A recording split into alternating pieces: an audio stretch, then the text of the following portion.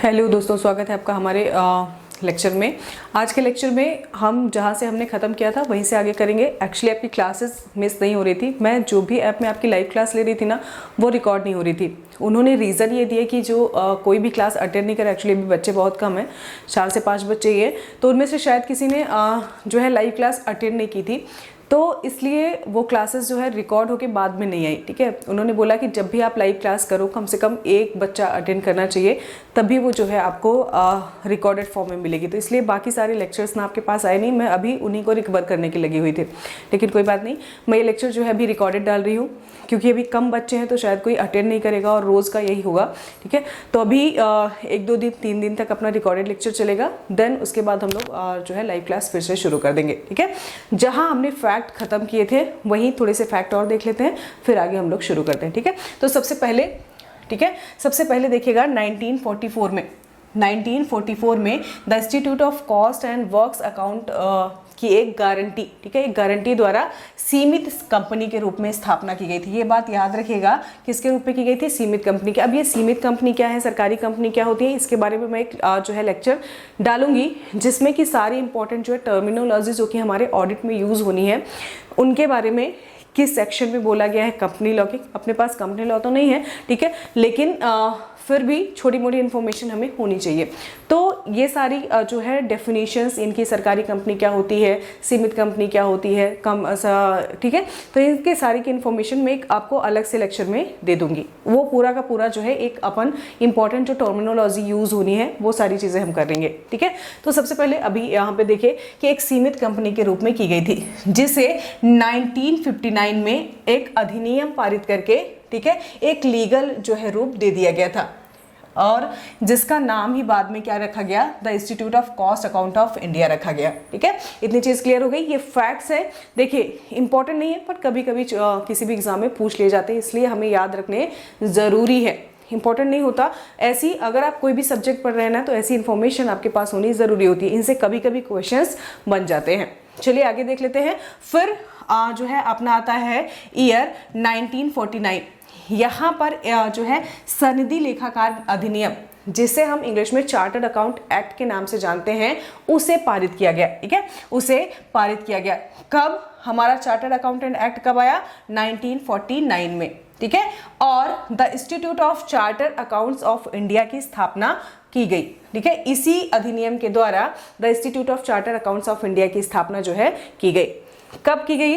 1 जुलाई 1949 को। ठीक है, आईसीआई की स्थापना की गई, जिसका मुख्यालय कहाँ पे रखा गया? दिल्ली पे रखा गया। ये अभी अपने इंडिया की बात हो रही है। हमने देखा था कि कैसे जो है इन सब की शुरुआत कहाँ पे हुई थी, ऑडिटिंग वगैरह की इंग्लैंड में हुई थी। हमने देखे थे ना, जो पहले वाले फैक्ट्स देखे थे, वो सारी चीजें भी आप रिवाइज करते रहिएगा।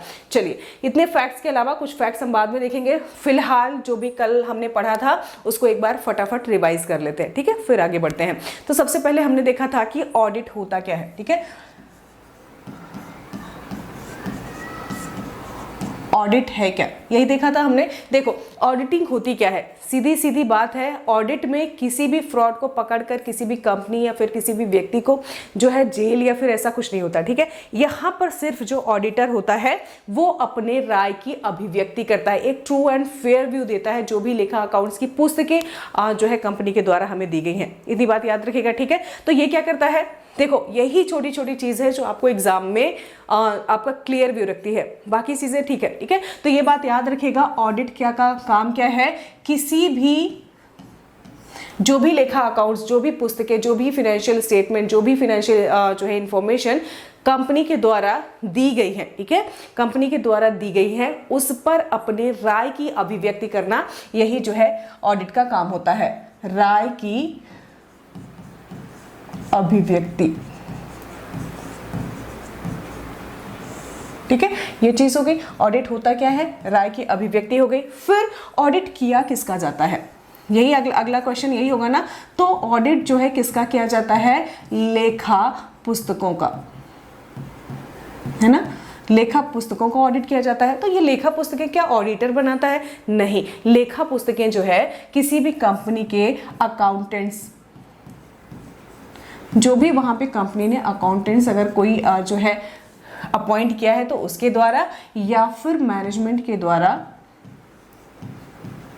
या फिर मैनेजमेंट के द्वारा क्या किया जाता है, इन लेखा पुस्तकों का जो है बनाया जाता है। ठीक है, अपन ने देखा है कि जब भी कंपनी 2013 के अंदर अगर कोई भी कंपनी अपने आप को रजिस्टर करती है तो उसके लिए मैंडेटरी कर दिया गया है, ये कंपलसरी है उसके लिए कि उसे अपनी अकाउंटिंग की बुक जो है प्रिपेयर करनी होगी। ठीक है, उसके लिए ये कंपलसेशन हो गया है कि अभी आपको, अगर आप रजिस्टर्ड करते हो खुद को कंपनी के अधिनियम के तहत, तो आपको अपनी जो बुक है उसे क्या करना पड़ेगा, मेंटेन करना पड़ेगा। मतलब जो भी आपने खर्चा किया है, जो कुछ भी किया है, वो सब आपको एक बुक में रखना पड़ेगा। तो ये जो है लेखा पुस्तकों का निर्माण कौन करता है, जो भी अकाउंटेंट्स होते हैं या जो भी टॉप मैनेजमेंट द्वारा होता है। अब ये लेखा पुस्तकें जो है किस हिसाब से मेंटेन की जाती हैं, तो ये मेंटेन की जाती है as per accounting standard. Clear है, ये मेंटेन कैसे की जाती हैं, एज पर अकाउंटिंग स्टैंडर्ड। जो भी हमारे अकाउंटिंग स्टैंडर्ड होते हैं, अकाउंटिंग प्रिंसिपल्स हो गए, ठीक है, अकाउंटिंग से उनके हिसाब से इन बुक्स को मेंटेन किया जाता है। ठीक है, इनको बोला हिंदी में क्या जाता है, अकाउंटिंग स्टैंडर्ड को, अकाउंटिंग स्टैंडर्ड को हिंदी में बोला जाता है अपना लेखा मानक। लेखा मानक, ठीक है, लेखा मानक कंपनी जो हमारा अधिनियम है, कंपनी अधिनियम 2013, उसके सेक्शन 133 में, ठीक है, कंपनी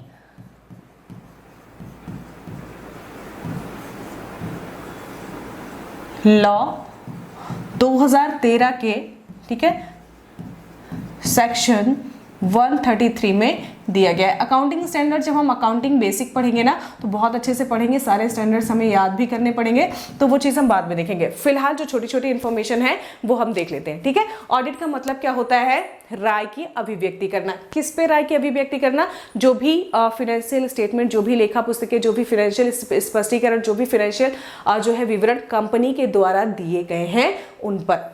कौन करता है, इनको मेंटेन करने का काम किसका किया जाता है, ऑडिटर का नहीं है, इनका काम मेंटेन करने का काम है क्या, अकाउंटेंट या फिर मैनेजमेंट का। तो ऑडिटर क्या करता है, ऑडिटर इनकी जांच करता है। ठीक है, कि ये as per company accounting standard, ठीक है, मेंटेन किए गए हैं या फिर नहीं किए गए, इनको सही से मेंटेन किया गया है या फिर नहीं किया गया है। अकाउंटिंग स्टैंडर्ड हिंदी में होता है लेखा मानक, जिसे कंपनी लॉ की सेक्शन 133 के अंतर्गत वर्णित किया गया है। इतनी चीज क्लियर हो गई ना, इतनी चीजें हमने पढ़ा था, ये चीजें हमने देखी थी पिछले वाले लेक्चर में। अब अंकेक्षक क्या होता है, ऑडिटर क्या होता है, अगला क्वेश्चन यही है ना, ऑडिटिंग तो हो गई। तो ऐसा कोई भी एक निष्पक्ष व्यक्ति, निष्पक्ष व्यक्ति का क्या मतलब होता है, उसका मैनेजमेंट से कोई लेना देना नहीं होता, उसे मैनेजमेंट जो है कुछ नहीं करती। तो ऐसा कोई भी निष्पक्ष व्यक्ति, स्वतंत्र व्यक्ति जो कि वेल क्वालिफाइड हो। वेल क्वालिफाइड होने का मतलब क्या है कि उसे चार्टर्ड अकाउंटेंट होना जरूरी है। अब क्यों जरूरी है, सीधी बात यह है कि अगर मुझे लेखा पुस्तकों की जांच करनी है, ठीक है, अगर मैं ऑडिटर हूं और मुझे लेखा पुस्तकों की जांच करनी है, तो मुझे अकाउंट्स अच्छे से पता होगा तभी तो मैं चेक करूंगी। ठीक है, मुझे अकाउंट्स के बारे में अच्छे से पता होगा तब तो मैं जाके चेक करूंगी, तभी तो मैं फ्रॉड या फिर अगर कोई उसे मिस्टेक हो गई है तो मैं उसे पकड़ पाऊंगी। ठीक है, तो सीधी सी बात यह है कि जो भी अंकेक्षक हो वह एक स्वतंत्र व्यक्ति होता है, निष्पक्ष व्यक्ति होता है, उसका कंपनी के मैनेजमेंट से कोई लेना देना नहीं होता। वो एक वेल क्वालिफाइड पर्सन होना चाहिए, चार्टर्ड अकाउंटेंट होना चाहिए। देखो, जो अकाउंटेंट है वो ऑडिटर हो ये जरूरी नहीं है, लेकिन ऑडिटर को अकाउंटेंट होना जरूरी होता है। क्यों, क्योंकि उसे जब तक सारी चीजें पता नहीं होंगी अकाउंट्स के बारे में, वो कैसे चेक करेगा। ठीक है, तो ये चीज याद रखिएगा। ठीक है, और जो भी हमने देखा ना कि हमारा जो चार्टर्ड अकाउंटेंट एक्ट 1949 आया था, उसके अंतर्गत उसका मेंबर होना चाहिए। ठीक है, तो ये चार्टर्ड अकाउंटेंट एक्ट के अंतर्गत चार्टर्ड अकाउंटेंट होना चाहिए, उसका मेंबर होना चाहिए, तभी ये जो है ऑडिटर बन सकता है। इतनी चीजें क्लियर हो गई, यही सारी चीजें हमने पढ़ी थी ना। ठीक है, अब इसे अपनी राय जो है ईमानदारी से प्रकट करनी है। ईमानदारी का मतलब है किसी भी छल कपट से रहित इसको होना है, निष्पक्ष अपना निर्णय रखना है, कोई भी फेवर जो है नहीं करना है। ये सारी चीजें हमने देखी थी। फिर अब ऑडिट का मतलब क्या होता है, ऑडिट का मतलब हमने देखा कि ऑडिट का मतलब होता है राय की अभिव्यक्ति। जो भी वाउचर्स, जो भी इंफॉर्मेशन कंपनी के द्वारा दी गई है उस पर अपनी राय अभिव्यक्ति करना, यही ऑडिटर का काम होता है। और यही सारी चीजें हमने पिछले लेक्चर में पढ़ी थी। ठीक है, यही सारी लेक्चर्स हमने देखे थे ना। चलो, अभी हम क्या पढ़ने वाले हैं, अभी हम पढ़ेंगे क्या उद्देश्य होते हैं, मतलब ऑब्जेक्टिव्स क्या होते हैं, उद्देश्य क्या होते हैं हमारे ऑडिटिंग के। ठीक है, अंकेक्षक के उद्देश्य, अंकेक्षण के उद्देश्य क्या होते हैं। अंकेक्षक के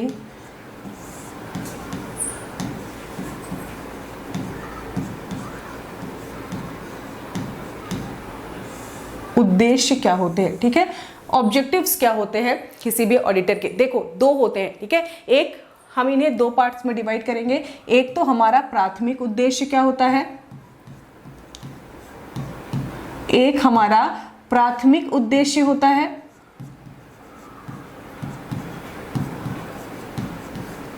ठीक है, और एक हमारा क्या होता है, द्वितीयक या फिर सेकेंडरी उद्देश्य, ठीक है। इंग्लिश में मैं बोल रही हूँ द्वितीयक या फिर सेकेंडरी उद्देश्य, सेकेंडरी ऑब्जेक्टिव, ठीक है। जो क्वेश्चंस जनरली पूछे जाते हैं दोनों तरीके के पूछे जाते हैं, ये बात याद रखिएगा कि कौन से प्राथमिक हैं और कौन से जो है सेकेंडरी हैं। तो सीधी बात है, प्राथमिक उद्देश्य क्या होगा, इसका क्या होगा। अभी तक हम देख ही रहे हैं कि जो भी वित्तीय सूचनाएं, जो भी वित्तीय सूचनाएं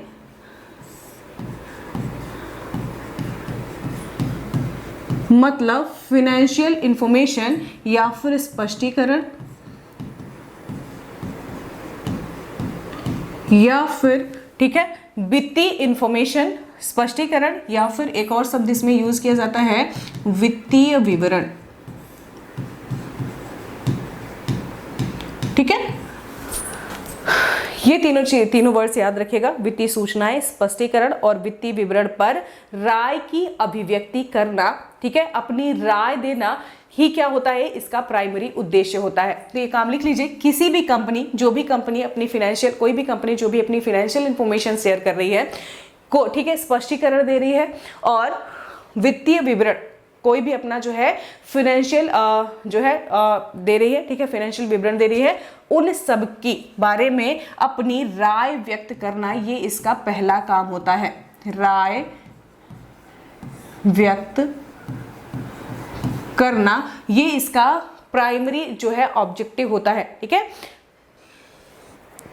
अब ये कैसी राय व्यक्त करता है, ठीक है, तो ये भी जो है होता है, ये भी क्वेश्चन है। तो कैसी राय व्यक्त करता है, ये ट्रू एंड फेयर व्यू देता है, ट्रू एंड फेयर व्यू देता है, एक निष्पक्ष राय अपनी जो है सबके सामने रखता है। क्या है इसका प्राथमिक उद्देश्य, क्या है, जो भी फाइनेंशियल स्टेटमेंट दिए गए हैं, जो भी स्पष्टीकरण दिए गए हैं और जो भी फाइनेंशियल इंफॉर्मेशन दी गई है कंपनी के द्वारा, ठीक है, जो भी कंपनी के द्वारा दिए गए हैं फाइनेंशियल स्टेटमेंट्स, फाइनेंशियल इंफॉर्मेशन, स्पष्टीकरण, उन सब की जांच करना और उन पर अपना ट्रू एंड फेयर व्यू पे जो है प्रस्तुत करना, एक अपना निष्पक्ष राय प्रकट करना, यह ऑडिटर का क्या होता है, मेन उद्देश्य होता है। जो भी वाउचर्स हैं, ठीक है, जो भी वाउचर्स हैं, जो भी कंपनी ने इंफॉर्मेशन हमें दी है, जो भी बिल्स दिए हैं, उन सबको चेक करना कि अकॉर्डिंगली जो है चीजें दी गई हैं या फिर नहीं है, जैसा इन्होंने रिकॉर्ड किया है वैसी है या फिर नहीं है, ठीक है। तो ये सबसे पहला उद्देश्य होता है, ठीक है।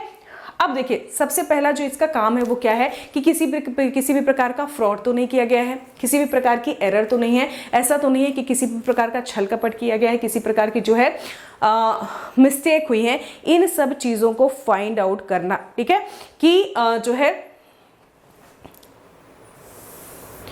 किसी भी प्रकार का फ्रॉड नहीं किया गया है, छल कपट तो नहीं किया गया है, या फिर जो भी डेटा रिकॉर्ड किया गया है जो है हमारी अकाउंटेंसी बुक में, वो एज पर रूल्स हैं, ठीक है, एज पर जो लीगल फॉर्मेलिटीज हैं उनके हिसाब से हैं या फिर नहीं है, ठीक है, कि कंपनी लॉ के हिसाब से जो भी हमने अभी देखा कि जो लेखा स्टैंडर्ड दिए गए हैं सेक्शन 133 में,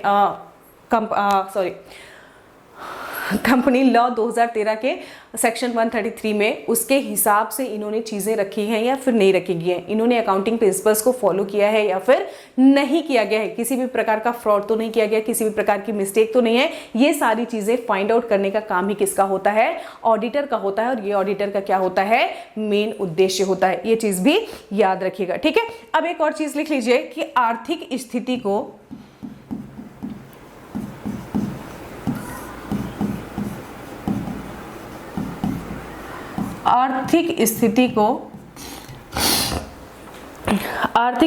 दिखाने वाला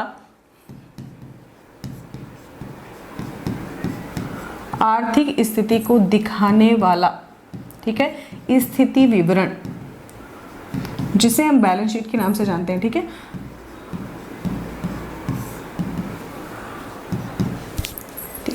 साल में एक दिन जो है हमारा बैलेंस शीट आती है जिसमें हमारी दिखाई जाती है कि कंपनी के पास आज की डेट में, ठीक है, यह आज हमारा फाइनेंशियल ईयर खत्म हो रहा है तो आज की डेट में कंपनी के पास कितनी एसेट्स हैं, कितनी लायबिलिटीज हैं, ये सारी चीजों को दिखाने के लिए हमारे सामने बैलेंस शीट लाई जाती है ना। तो यही है आर्थिक स्थिति को दिखाने वाला जो भी हमारा जो है स्थिति विवरण जो भी दिया गया है वो सही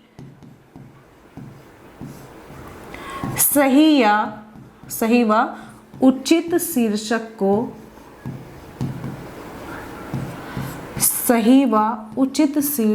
को प्रकट कर रहा है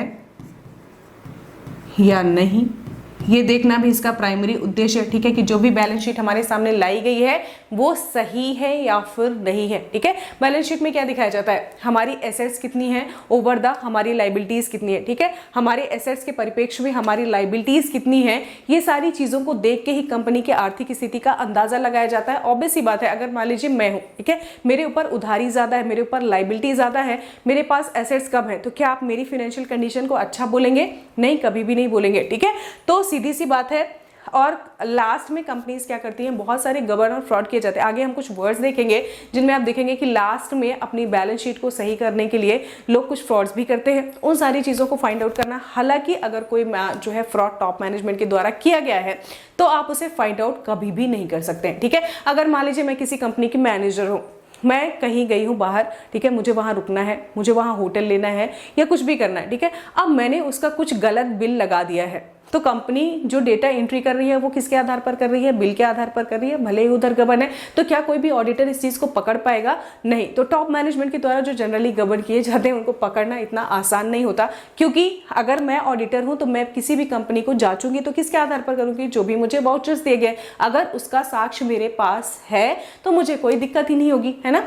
तो सीधी सी बात यह है कि आर्थिक स्थिति को दिखाने वाला जो भी हमारा स्थिति विवरण है, ये देखना कि उसमें जो इन्फॉर्मेशन दी गई है, ठीक है, वो कैसी है, ठीक है, जो शीर्षक जो हमें बैलेंस शीट दिखाई गई है वो सही है या नहीं है, ये सारी चीजें चेक करना किसका काम होता है? ऑडिटर का प्राइमरी उद्देश्य होता है। फिर एक निश्चित पीरियड में, ठीक है, एक निश्चित पीरियड में over the period of time क्या किया जाता है? हमें प्रॉफिट एंड लॉस अकाउंट दिखाया जाता है। ये भी देखना कि क्या वो सही है या फिर नहीं है, ये भी ऑडिटर का क्या होता है? प्राइमरी उद्देश्य होता है। तो चलिए ये भी लिख लीजिए कि किसी अवधि विशेष में, किसी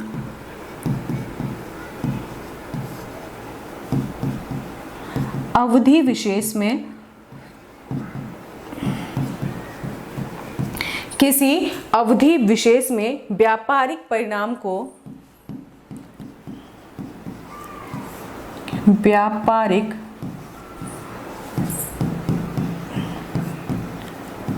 परिणाम को किसी भी अवधि विशेष में व्यापारिक परिणाम को प्रदर्शित करने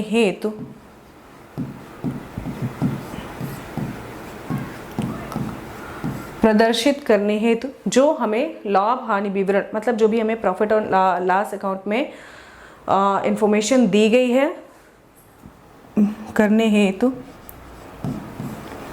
जो लाभ हानि विवरण सही व उचित शीर्षक प्रकट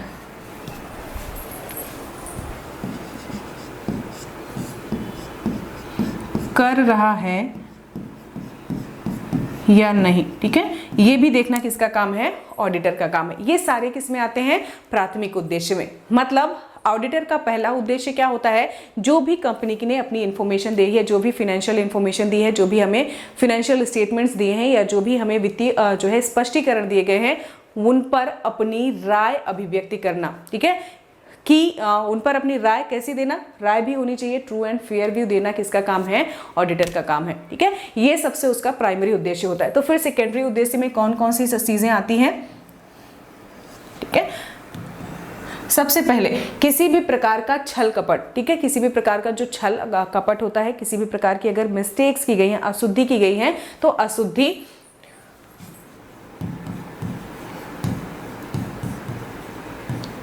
अशुद्धि व छल कपट की, सॉरी यहाँ पे आप छल कपट लिख लीजिएगा, ठीक है, छल कपट की रोकथाम करना, है ना। किसी भी प्रकार का अगर फ्रॉड किया गया है अपने मतलब अकाउंटिंग की बुक में, या किसी भी प्रकार का जो है मिस्टेक्स हुई हैं, कई तरीके की अकाउंटिंग मिस्टेक्स होती हैं। कई बार मिस्टेक्स तो देखिए जनरली बहुत सारी होती हैं, अभी हम आगे वाले लेक्चर में एरर्स के बारे में देखेंगे।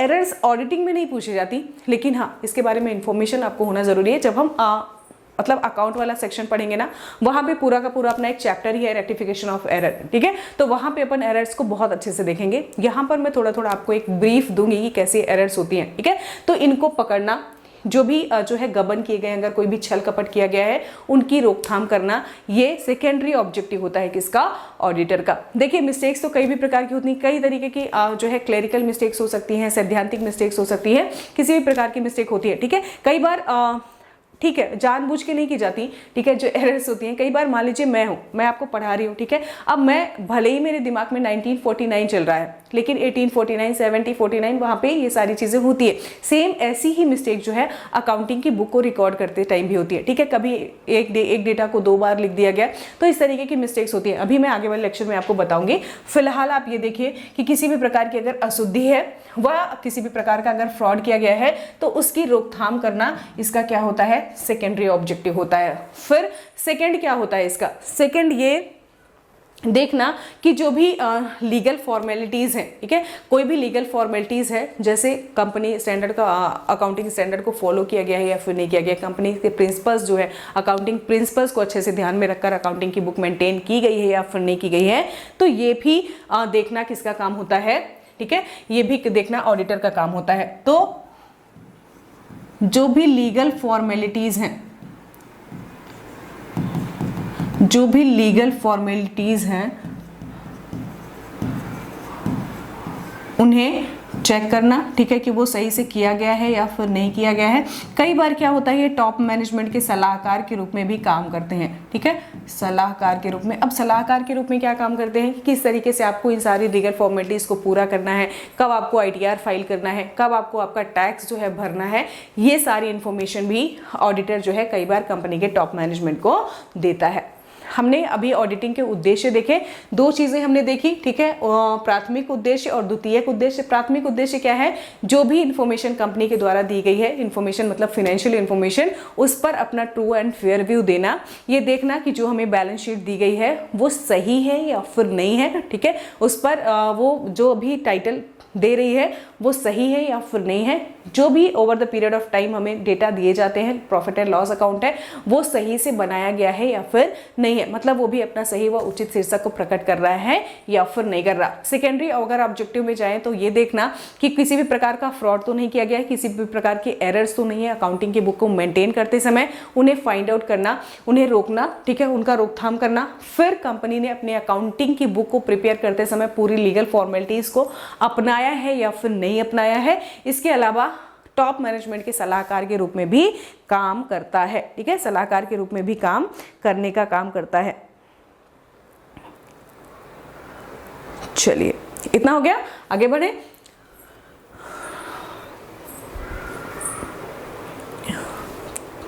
चलिए अभी आगे देखते हैं, ठीक है। एक बात और याद रखिएगा कि मान लीजिए कभी ऐसा हुआ, ठीक है, कभी भी ऐसा होता है कि अगर जो है अंकेक्षक है, ठीक है, अंकेक्षक है, वो अपना काम जो है पूरी सावधानी के साथ कर रहा है, मतलब ऐसा नहीं है कि उसने सावधानी बरती है, तो कोई भी ऑडिटर है अगर वो अपना काम पूरी ईमानदारी निष्पक्षता से कर रहा है, ठीक है, तो कोई भी अगर अशुद्धि होती है, कोई भी कपट होता है, तो इसके लिए वो कभी भी जिम्मेदार नहीं होगा। इसके लिए जो जिम्मेदार होगा वो कौन होगा, टॉप मैनेजमेंट होगा। ये बात आप लोग अपने नोट में जो है नोट करके लिख लीजिए, जहां भी आप अपने नोट्स बना रहे हैं, कि अगर कोई भी काम मतलब ऑडिटर काम कर रहा है और वो काम पूरी ईमानदारी के साथ कर रहा है, ठीक है, उसने अपना काम उचित सावधानी और चतुराई से किया है, ठीक है, और अगर मान लीजिए नहीं भी किया है, ठीक है, दोनों चीजें होती हैं। अगर किया है तो सीधी सी बात है, अगर उसको इस काम के लिए पैसा दिया जा रहा है तो उसे ये काम अच्छे से ही करना चाहिए। तो अगर उसने अपना काम किया है तो किसी भी प्रकार के छल कपट के संबंध में अगर वो कोई भी फ्रॉड है, कुछ भी नहीं पकड़ पा रहा है, तो इसके लिए वो जिम्मेदार नहीं होगा। ठीक है, जो जिम्मेदार होगा वो कौन होगा? वो होगा टॉप मैनेजमेंट। ये बात याद रखिएगा। ठीक है, तो जो भी छल कपट होता है इसको रोकने का काम कौन होता है? इसको रोकने का काम कौन होता है? उसको रोकने का काम टॉप मैनेजमेंट का होता है। मतलब सीधी सी बात है, अगर कंपनी में भी कोई भी फ्रॉड किया गया है, अगर ऑडिटर ने अपना काम अच्छे से किया है, ठीक है, कभी इधर उधर, ठीक है, लेकिन अगर वो पैसा ले रहा है, अपने काम अच्छे से किया है उसने, ऐसा नहीं है कि वो मिला हुआ है किसी से, अगर मिला हुआ है तो वो भी दोषी है। ठीक, सीधी सी बात ये है कि अगर किसी से वो मिलके कोई फ्रॉड कर रहा है तो वो भी दोषी है, लेकिन अगर उसने अपना काम अच्छे से किया है तो किसी भी फ्रॉड के लिए वो जिम्मेदार नहीं होगा। जो जिम्मेदार होगा उस चीज की रोकथाम के लिए वो कौन होगा? टॉप लेवल का मैनेजमेंट होगा। ये बात याद रखिएगा। चलिए अगला देख लें।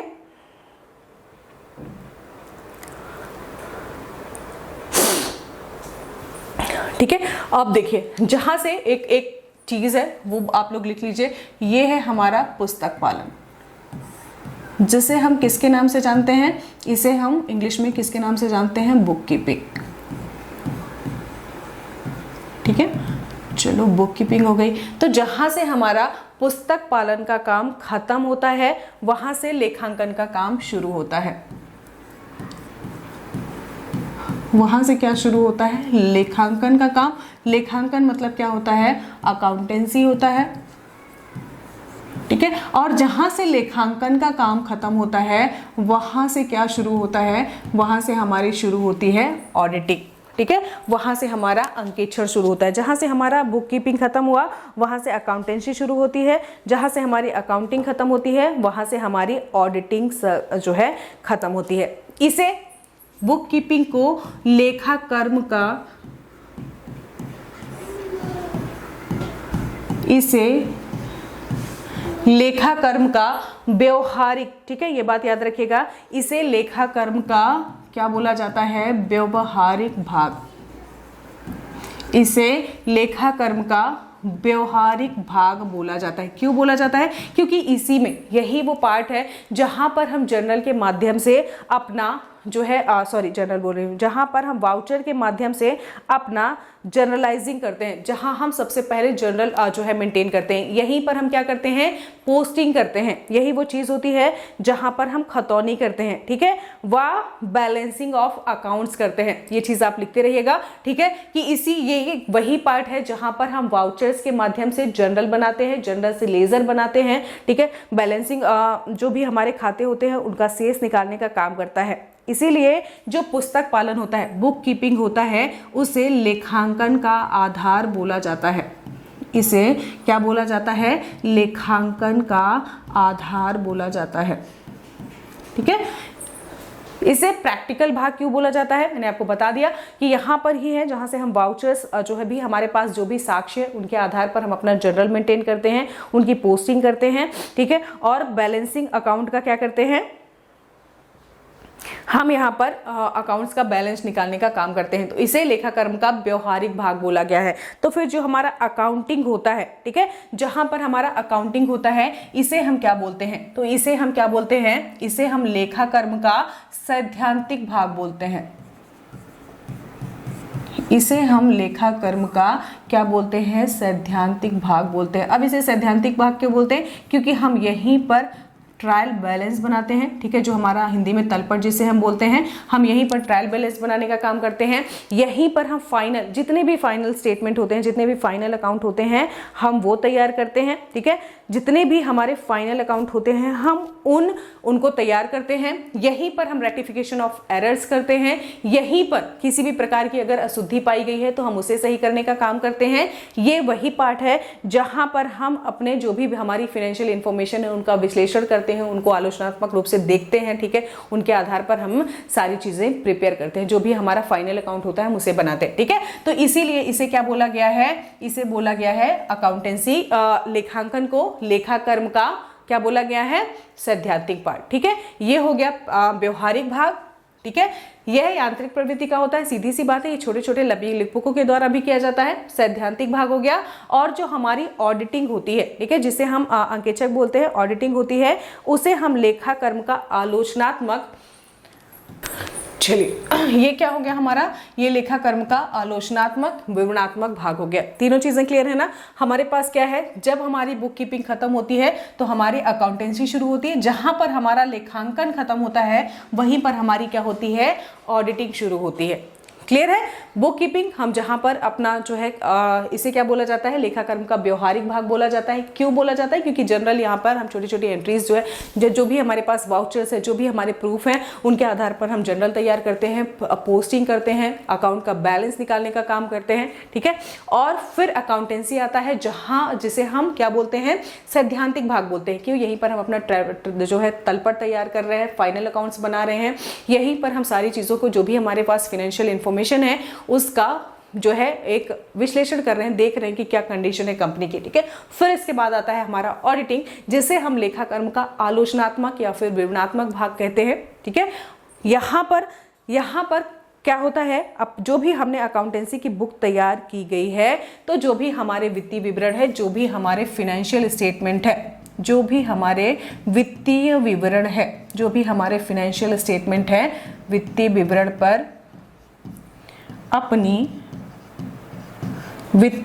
पर अपनी राय प्रकट की जाती है। वित्तीय विवरण पर अपनी राय प्रकट जो है वो की जाती है। तीनों चीजें क्लियर हो गई ना, ठीक है। चलो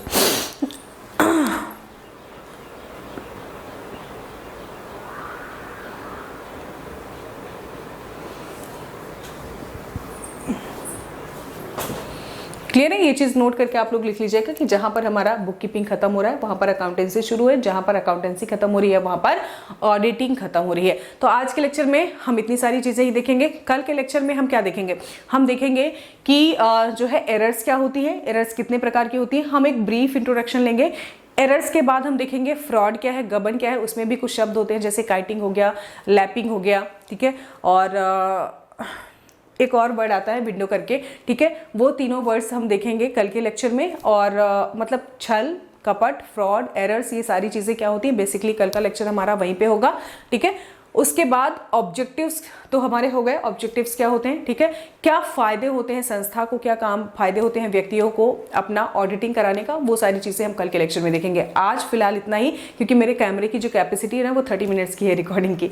तो जब तक अपनी लाइव क्लासेस नहीं चल रही, थोड़ा सा लंबा लेक्चर नहीं होगा, 30 मिनट्स के ही होंगे, 1-2 दिन की बात है। चीजें थोड़े से और बच्चे ऐड होंगे ना तो शायद कोई जो है लाइव क्लास लेने के लिए तैयार हो जाए। एक बच्चा भी मिलेगा तो रिकॉर्डिंग होगी, अगर सिर्फ मैं पढ़ा रही हूँ तो रिकॉर्डिंग होना थोड़ा सा मुश्किल है, ठीक है।